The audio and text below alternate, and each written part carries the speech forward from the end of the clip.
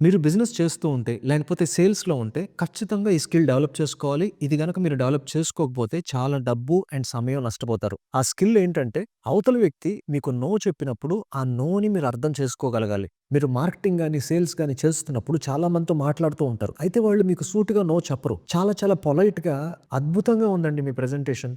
నేను ఒక్కసారి మా వైఫ్‌ని కనుక్కొని చెప్తాను. నేను కొద్దిగా బిజీగా ఉన్నాను. నేను మా సీనియర్‌ని అడిగి చెప్తాను. నేను మీటింగ్‌లో ఉన్నాను. ఒక 1 అవర్‌లో కాల్ చేస్తాను. ఇవన్నీ వినటానికి పాజిటివ్ రెస్పాన్సెస్ లాగా అనిపిస్తాయి. యెస్ చెప్పినట్టే ఉంటుంది. కానీ అది నో. మనిషి అన్న తర్వాత బిజీగా ఉంటారు కదా! వాళ్ళ సీనియర్స్‌ని అడగాలి కదా! వాళ్ళ వైఫ్‌తో మాట్లాడాలి కదా! ఇలాగ మనకంతా లాజికల్‌గానే అనిపిస్తుంది. కానీ ఎవరికైనా మీతో పని చెయ్యాలి అని ఉంటే వాళ్ళు ఎవరిని అడగరు. చాలా చాలా ఫాస్ట్‌గా మూవ్ అవుతారు. ఇంకొకరితో మాట్లాడాలి, బిజీగా ఉన్నాను ఇవన్నీ అబద్ధాలు. సున్నితంగా కాన్వర్జేషన్‌ని కట్ చేయటానికి వాడే రకరకాల టెక్నిక్‌లు. కాబట్టి ఎవరైనా నో చెప్తే అది ఏ యాంగిల్‌లో అయినా సరే మీరు ఫాస్ట్‌గా అర్థం చేసుకోవాలి. ఒకే ఒక్కసారి మీ బాధ్యతగా ఫాలో అప్ చేయండి. ఫాలో అప్ చేసిన తర్వాత కూడా వాళ్ళు మీతో మాట్లాడట్లేదు అంటే ఖచ్చితంగా వాళ్ళు మూవ్ ఆన్ అయిపోయారని మీరు కూడా మూవ్ ఆన్ అయిపోవాలి.